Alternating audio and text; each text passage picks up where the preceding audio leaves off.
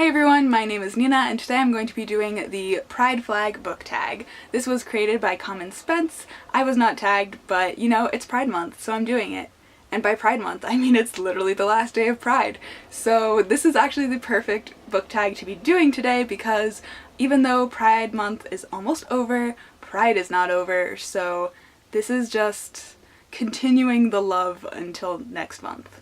This is just me sprouting excuses for why I've procrastinated, but it's also valid. So this book tag basically goes through the pride flag, and apparently the flag actually stands for things. It's not just a rainbow. So each of the colors in the rainbow have certain meanings and values that are attached to them. So this tag goes through those. I also very highly recommend checking out Common Spence's original tag video because he goes through the actual history of the flag and how it was chosen and who developed that and kind of the thought process behind that, which I think is fascinating because I always thought it was just a rainbow and rainbows are happiness and all things gay.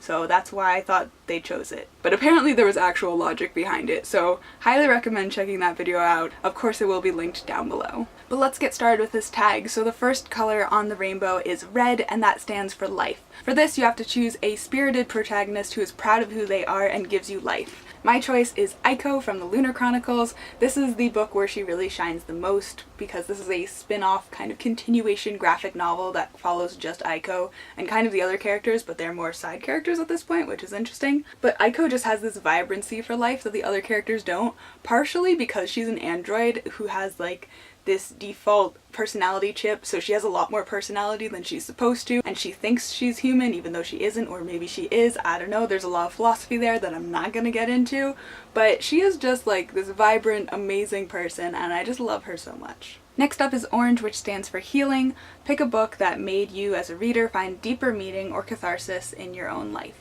This was an easy choice for me, and I went with I Am the Messenger by Marcus Zusak. This is about a 19-year-old young adult who's working as a taxi driver. He doesn't really know what he wants to do with his life or where it's going, and one day he finds this playing card that has addresses and times on it, and each of those places at those times that he goes to them, and it's someone who needs his help in their life, just with something, and he has to help them and find himself through helping other people, and I just loved this book. I'm just in love with it generally, but I just read it in a really important time in my life where it really helped me with some personal stuff that I was going through. I just cannot rave about this book enough because it has great themes of helping other people, and you know, it's Marcus Zusak, so his writing is beautiful and it's just a wonderful book that everyone needs to read.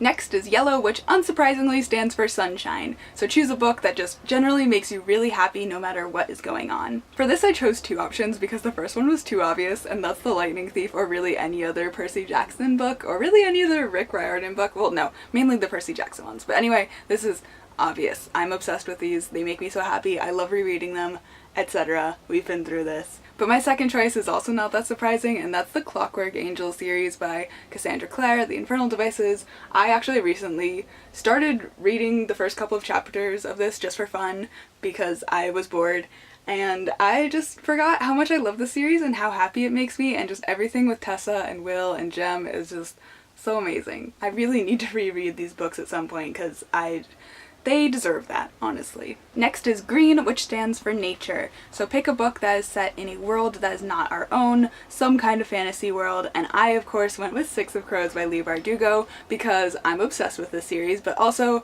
it's a fantasy book and it has queer characters. I'm not gonna say any more than that, other than, again, I'm obsessed with the characters in this book that are queered. I'm not gonna say who they are because spoilers, and it's fun to just figure that out, but it's so great, and major props for fantasy with queer characters because that's so hard to find. I'm not bitter.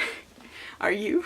Next up is blue, which stands for peace. Pick a book with a character that finds peace with a difficult truth. For this I'm going to go with Chaol Westfall in really most of the Throne of Glass books, but especially with this one because Chaol just goes through so much in this series, and there's so many things that he has to come to terms with or has to grapple with, especially in this book, and I think his character growth and development in this one is beautiful.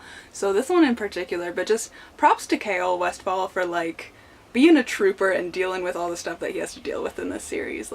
You go, man. And lastly, we have purple, which stands for spirit. So for this, pick a book that deals with LGBTQIA themes and also religion. For this, I really have no books to choose. Like, there are some where I can kind of make a stretch, like the Magnus Chase series by Rick Riordan, where it has a gender fluid character and a Muslim character and there's Norse gods, and like there is that discussion of religion, but it has nothing to do with Alex being queer. Like, they're separate discussions. The same for Six of Crows could be said, where there are religious characters and there's queer characters, but there's no like conflict there whatsoever or any discussion. It's just like they exist harmoniously, which is beautiful. So instead for this, I'm going to cheat and choose a TV episode slash series, and that is Queer Eye.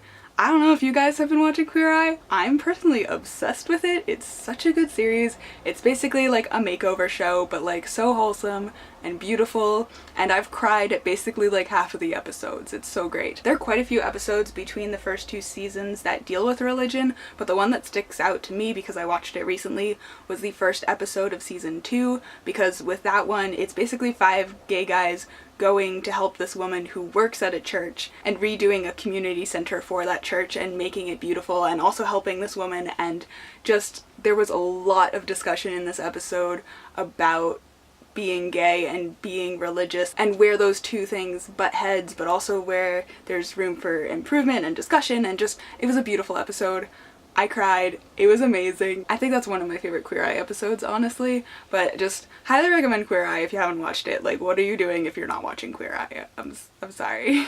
But that is it for this video. Let me know down below any of your thoughts on this. Give this video a thumbs up if you liked it and subscribe, and I will see you guys later with another video soon. Bye!